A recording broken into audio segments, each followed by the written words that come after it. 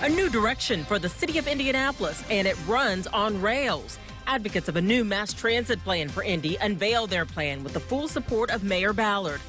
We can no longer accept being the 12th largest city in the country with a bus system that ranks 89th in the nation.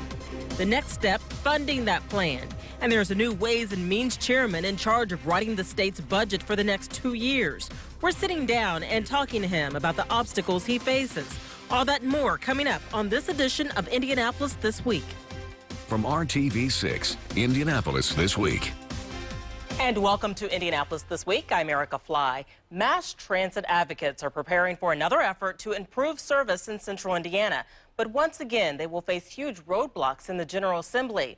The new plan, like the one that failed last year in the legislature, calls for a referendum vote in Marion and Hamilton counties to increase their local income taxes by 0.3% to help pay for it.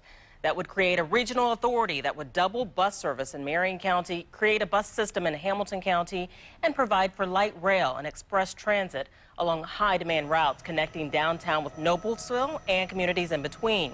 Local leaders say the system is needed to get people to work and attract the young upscale professionals the area needs to grow. Mayor Greg Ballard said this is something the area can do. Some people have questioned whether we could pull this off, since we've never built a transit system like this before.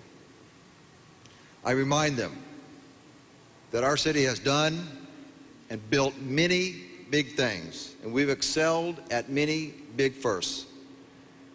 We never hosted a Super Bowl before either, and we nailed that. Joining us now are two of the men behind the push for the new mass transit plan.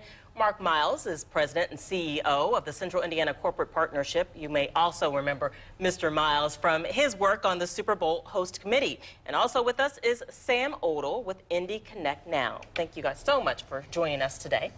I want to start with this. We've seen this before. A mass transit plan gets shot down in the General Assembly simply because it doesn't have the support it needs. What makes this plan any different? Well, much of the substance of the plan is the same. It's a little bit less expensive than a year ago, this iteration of it. The main difference is that we've had a full year to spend a lot of time with legislators really trying to get under the hood and have them understand what it is and what it isn't. One of the things it isn't is asking the state to pay for anything. This can be paid for by users of the system, by federal dollars that another community is going to get if we don't take it, and by a local source of taxes. So we're not asking the citizens from Crawfordsville or Lake County or Vanderburgh County to pay for an Indianapolis metropolitan area system. Okay. A part of this mass transit plan is the light rail system, and it appears to be very similar to that of Charlotte, North Carolina's, which has its advocates and it has its critics. What can you take away from Charlotte's example? It's a great example for us, and in fact, we've had the chance to share it with a number of legislators who I think began to see our possibilities differently after visiting there. First of all, it's a competitive city, one we go against for growth and economic development every week of the year, I believe. And 12 years ago, they're right where we were. They had a bus system that was simply deficient. They had no mass transit beyond that whatsoever. Today, they have one light rail line and a much improved bus system. It used to be that their bus system was really only used by people who had no choice. Today it's a popular choice from folks who also have cars but use buses from time to time. And the train has leveraged $1.5 billion in a about 5-mile long stretch. So real estate investment that creates the kind of places that young people want to live on along the track and at those stations. It's wildly popular. They have one problem. Their citizens want more of it, and they're trying to figure out how to expand it. All right. A previous plan had a lot more light rail line extending to more places. Could those plans eventually come back? Well, it could come back, but I think that this plan has really 3 different technologies being used in harmony. So we'll expand the bus system with really modern buses and new stations and double the capacity of our Indigo system. But we'll also be using rapid transit vehicles as well. They'll have dedicated lanes. They'll be able to control the light signals. So they really will operate very rapidly and get people from point to point. And then we will have that all connected then to dedicated light rail system as well. We think that 3 of those working in harmony will give us a mass transit system that really is befitting of a city like Indianapolis. Do you think that people will support raising money if this project is put to a vote? We're confident that they will. Again, as Mark pointed out, we've had a year to really get more information to the legislators. We think that if they will give us the ability to do a referendum, we'll educate the public and listen to their comments as well and build support for the referendum, and we think we'll get a positive vote. Okay, if what is proposed is passed, what kind of time frame are we looking at here? We've been talking about this for decades in Indianapolis. Meanwhile, other cities have started and developed systems, so we think it's time to go. If the legislature gives us permission to decide for ourselves as a community if we think this is value for money and we want to support it, we could see a referendum in November of next year after this legislative session. And as soon as that passed, money would begin to flow, and the first 5 years would be largely the expansion of the bus system and these rapid transit vehicles that Sam mentioned. It would take a full 10 years to get everything in place, but that's pretty quick for development of public transit infrastructure like this. Talk about the mayor's support for this, really backing this plan. Yeah, the mayor has been an advocate from the very beginning, encouraged the business community to get involved in taking a look at it. And he's repeatedly said he'll do whatever it takes to be supportive. But we've also had support from city county council people here, county commissioners and other in Hamilton County. And this time around we have a number of legislators from the metropolitan area that are very strong advocates for it, something we lacked last time around. So we like our chances. What do you think is the most important point that you want to get across to the citizens about this particular plan? We might have different perspectives, but it's a little complicated. Usually people here who haven't had experience with it think it's just a question of whether I want a car or I want mass transit.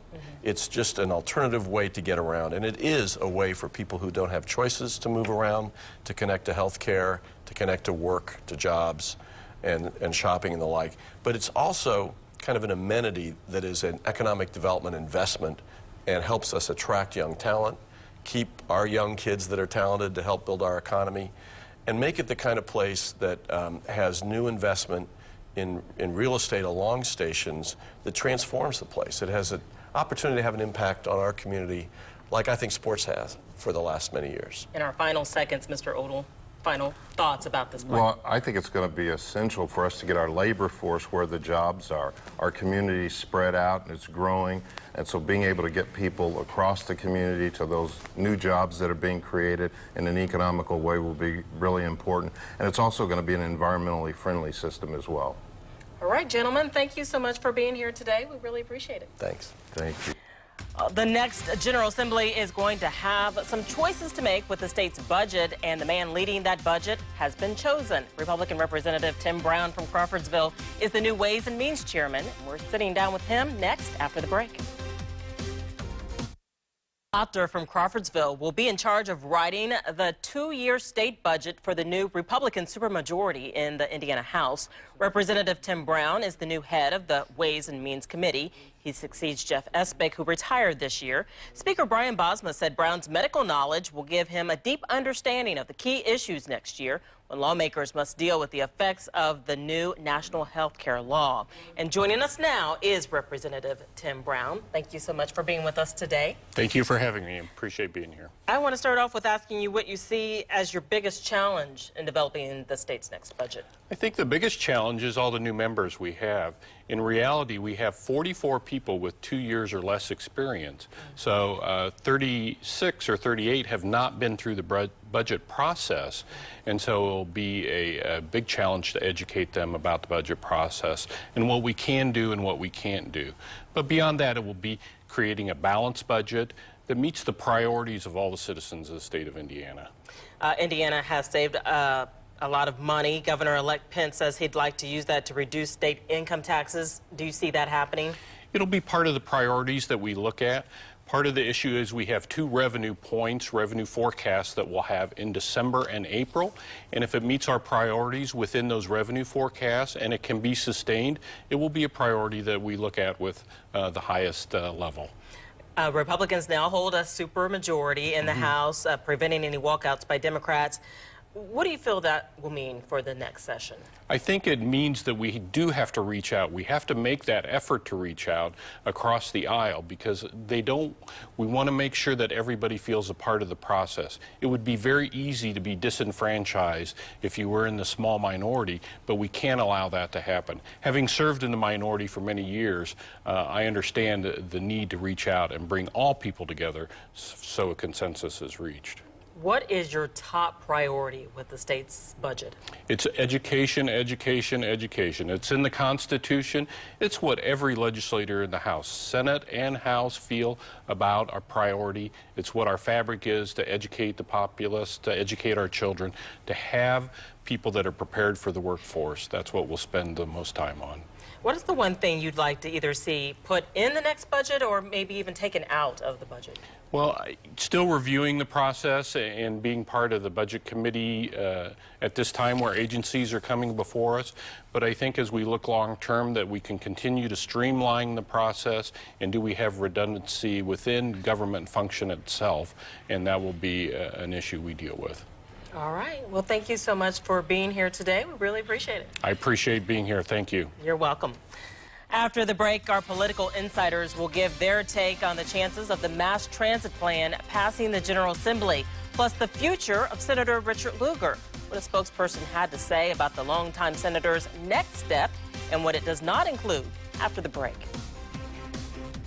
We want to bring in our political insiders with us today, Democrat Kip Tu and the editor of IndyPolitics.org, Abdul Hakim Shabazz. Thank you guys so much for being here again. We want to start off with the mass transit system proposal. It has failed before, but there seems to be a lot of enthusiasm around this plan, especially from Mayor Ballard. Do you believe it will pass the General Assembly? And are the people, I guess this is a big question, are the people willing to pay for it? Well, what's going to be in front of the legislature is not the actual payment. It's going to be whether there ought to be a referendum to pass it. So I don't think the question about funding is coming up right away. Right now. And I think that at least on the House side, it appears to me that there's some momentum. They've got a really good sponsor to do it. Someone who's committed to working on it last year, and Representative Gerald Torr. I think the more difficult thing is going to be on the Senate side. Getting it through the Senate, I think, is going to be a tougher nut to crack. Like I said, and the fact that it is State Representative Jerry Torr out of Carmel who's carrying the bill, Jerry Torr's got a good reputation for actually carrying the tough stuff. Two bills, which my good friend here did, like daylight saving time and right to work. But if there is somebody that you're going to give the hard bills to, it's going to be somebody like Jerry who can build that consensus and make it happen. I don't know if he built consensus in right to work, but go on, yes. Yeah, but I do think Kip is right. The hard part is going to be the Senate. Actually go a step further. The big problem is going to be those Marion County Republicans. Yes. It's the Mike Delves, the Michael Youngs, the folks on the south side of town, who some of which have signed that Grover Norquist anti-no tax under any circumstance pledge, even if it is the people, voting in their own taxes. If they can get it through that hurdle, then they got a really good He's right about that, but I do understand Senator Pat Miller did say she would be for the referendums, and she's a South-sided Republican, so that's big in the Senate that she's for it. Hopefully she can talk some of those other guys into it. And all they're voting for is the ability for a referendum, so it seems to me that it shouldn't be that difficult a vote to cast. Okay. Speaker Brian Bosma made his choice for the Ways and Means Committee with Representative Tim Brown, who we just heard from. Do you believe he's the right choice? I think it was a very good choice by Representative Bosman. I'm not saying that just because I lobby at the legislature. Hands, wink, No, Tim is one of those guys that's calm, cool, collected. You need somebody in the Ways and Means who's going to balance all the interests, and I think he'll be a good choice for that. Tim's going to be extremely thoughtful, and also the big part of picking Tim as Ways and Means Chair is the fact that Indiana is going to have to figure out how the president's health care plan and its exchanges and all this stuff is going to work. Yep. Medicaid continues to be one of the fastest growing parts of the state budget, and so it actually helps to have somebody who's a doctor, to bring in that perspective. Now, he's also got a good team of other folks who'll also be with him, sort of dealing with higher education, K through 12, other parts of the state budget as well. But, Tim is a good guy, good pick, smart choice. Let's talk about that budget for a minute. With the supermajority, is there anything standing in the way of Republicans passing the budget that they want? Each other. And when and that's the problem with the good thing about a supermajority is also the bad thing about a supermajority is that you have so many people, and a lot of it sometimes, if you're not careful, will turn into herding cats. As Dr. Brown just said, on the set a few moments ago, they've got 44 members who've only been through, at best, one budget cycle, and another chunk of that haven't at all. So the real difficulty is going to come if they decide to take Pence's lead on income tax cut. I think that'll make the budget very difficult to pass if that's in there, because it's going to cut things that people don't want to cut. I suspect they're going to try to figure out a way to give the governor a victory but not actually do the 10% cut. I don't know what they're going to do on that, but I think it's going to be a difficult thing for them to do. What I see them doing is maybe just sort of saying, let's get through our phase out of the corporate income tax, inheritance tax first, and then if, like Dr. Brown said, if revenues, we reach a certain point, let's phase it out over time as revenues come in, and that way the state can afford to do it, at the same time meet all its other priorities and obligations. All right, turning now to the looming fiscal cliff facing the nation. Indiana sending Joe Donnelly to the Senate may have more of an impact on the debate if it carries into the new year. Does Congress make a deal before the deadline, and what effect could Donnelly have on this? I think that it'd be better for the Congress and the President to work out a long-term agreement that's not shoved in here at the end of the year. The people keep talking about a fiscal cliff. It's actually a political construct. It's not something that's going to be dire if we go into January without it having happened. And I hope that they're serious about it. I think on Friday you saw the President and all of the leadership of Congress come out of a meeting and with very positive comments. So they are going to try to fast-track some things. Senator-elect Donnelly, of course, will still be in Congress till the end of the year when he moves over to the United States Senate, so he'll have to vote on whatever comes up on the House side rather than the Senate side if they solve it fast. No, not like I said, I agree. I don't think the fiscal cliff is as bad as a lot of people say it is, because it's not like come January 1, all these tax increases go into effect, all the spending cuts go into effect. It's phased in over a 9-month period. So when people talk fiscal gloom and doom, like, yeah, well, sort of, kind of, but not really. I think Joe Donnelly will be fine. Joe Donnelly, much to the chagrin of some of my more conservative friends, Joe Donnelly is not a wild-eyed liberal. He's a conservative Democrat from South Bend. Joe Donnelly will do just fine. Yeah, well, I would say, the big question here before the end of the year is whether the tax increases will go up on the wealthiest Americans. I think that's where the real battle is. Of course, the Democrats have put their line in the sand, and the Republicans still have a line in the sand on it as well, which I don't understand. Well, actually, it makes sense. They basically max out the number of deductions that you can take, over a certain income. I mean, you keep the tax rates the same, you sort of get the revenue from the bottom up, and there actually has been some studies that have shown you can actually get more money from keeping the tax rates the same and closing out the loopholes as opposed to raising tax rates. I want to see where those studies come from before I buy them, but if that's the basis of an agreement that everybody can come together on, good enough. But I mean, we do need the revenue. We cannot. Anybody who's serious about balancing the federal budget has to look at revenue. If they don't look at revenue, then they're not serious about it. But we also have to look at what we spend. You can't get there just by doing that. Without a doubt. I want to talk a little bit about Senator Richard Lugar. Abdul, you had the news on IndyPolitics.org this week that a spokesperson for Lugar said his future will not involve work in government, even though his name is being floated around for some very high positions. Are you surprised he'll stay away from government work? When I had my conversation with Andy Fisher, Richard Lugar's spokesperson this past week, he said the senator had made it clear after the primary that serving in government was not on his list of priorities. So Secretary of State, Secretary of Defense, UN Special Ambassador to Tahiti, as much as the senator probably like that to still hang out on the beach, none of that's in his future. I see him more as more of a think tank, more of a public policy type individual. He's still got the Lugar series here in Indiana that he's associated with, and a lot of other things to do. And 40 years in government is a really long time. I agree with that, but I would not be at all surprised if the president taps him for special missions. For example, if there's a weapons treaty that needs to be hashed out, he may send him on a particular thing to do. I mean, presidents have done that with ex-presidents and senators before, put them on special commissions for very narrow purposes, and I see Richard Lugar in that role at some point. Yeah, and I can see easily, that makes sense in the fact that Nunn Lugar, which sort of, took a lot of nuclear weapons outside of the, rogue place in the old Soviet Union, the Russians have been kind of squirrely on honoring their commitments. I could see the president saying, hey, Senator Lugar, I need you. Go talk to Vladimir Putin calm those guys down. And he can do it now without the right wing having a hissy fit, so he probably doesn't care anymore. By the way, the Tea Party is now officially irrelevant in Indiana. And Oh, I say, baloney. I say good riddance to bad rubbish. Keep dreaming, pal. Keep Thank dreaming. you guys so much as always. We appreciate your comments. And you can stay up to date on political news anytime by following our insiders Laura, Robert, Kip, and Abdul on our Capitol Watch blog. You can find the link on our homepage, theindychannel.com. And after the break, RTV6 is helping an annual Thanksgiving dinner to give those in need a good meal. Find out how you can lend a helping hand. We are entering the season of giving, and you have an opportunity to lend a helping hand to really make someone's Thanksgiving. RTV6 is a proud partner in helping the Watkins Family Center free Thanksgiving dinner. And joining us now is the co-coordinator of the dinner, Bobby Jones. We thank you so much for being here. Thank you, my pleasure. Talk about what this dinner involves. It involves a lot of work. We start like maybe the 1st of October. And one of the coordinators, she makes homemade pies, so we get that started. Then we start checking our list and make sure that if we need more items, we, add that to our list. So it's a lot of work. Serving dinners on site as well as delivering dinners. Correct, correct. And then sometimes we have some people just comes in to get their dinner, and we have an area where they can even sit down and eat if they like. Now, last year you were able to serve 5,000 meals. Has the need grown this year?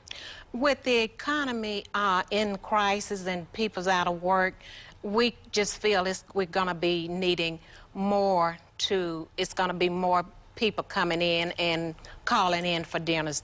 But I'm sure we'll be able to reach our goal. Okay, in the final seconds here, we know that you need food as well as volunteers, right? Yes. You need turkeys? Right, we need turkeys, Okay, and how can people volunteer? You can volunteer by coming by the Watkins Community Center. Okay. All right, well, thank you so much. We appreciate that service. Thank you. And thanks for joining us for this edition of Indianapolis This Week. We hope you have a very happy Thanksgiving, and join us again next week right here on RTV6.